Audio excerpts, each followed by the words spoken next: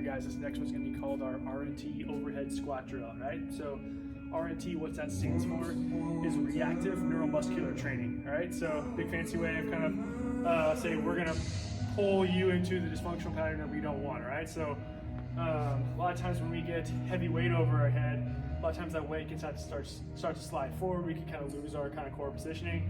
So essentially that's what the band's going to do. It's going to kind of pull us into that dysfunction. I want us to kind of reactively kind of use the appropriate muscles we need to use to kind of stabilize the shoulder overhead, right? So what we're going to do, I've got a super light band, yellow band, lightest band in the gym. You can probably go a little heavier if you want to go red. Again, further you are from the rig, the more it's going to be pulling, the harder it's going to be, right? So we'll start pretty light. So we got the yellow band here. So a couple things. So we'll get to this kind of squat width stance. Like I said, I've got a pretty good grip on the band.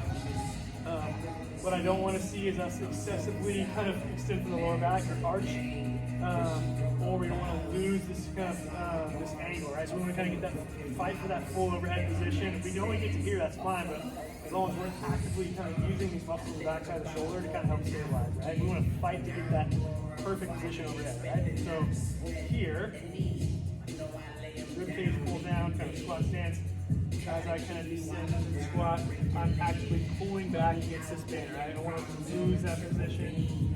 This is a really good one to do kind of when I got my hand on my rib cage to make sure I'm not flaring or excessively arching to the back. But you can kind of reach with the opposite hand if you want to. Keep us in a good position. Make sure you hit both sides. I really like that drill for one at a time. You could do it on both, but it takes a lot of intention, a little bit more focus on that one. So start with kind of one shoulder at a time. It doesn't take a whole lot of reps here. Again, we're just trying to kind of retrain our body how to kind of stabilize that overhead position. So start with, anywhere from 4 or 6 reps each side, just kind of get the blood in the shoulder, kind of work on kind of fighting for that position in the overhead position, so overhead squat position. All right, guys, give that a shot. That's the RNT overhead squat drill. Give it a shot.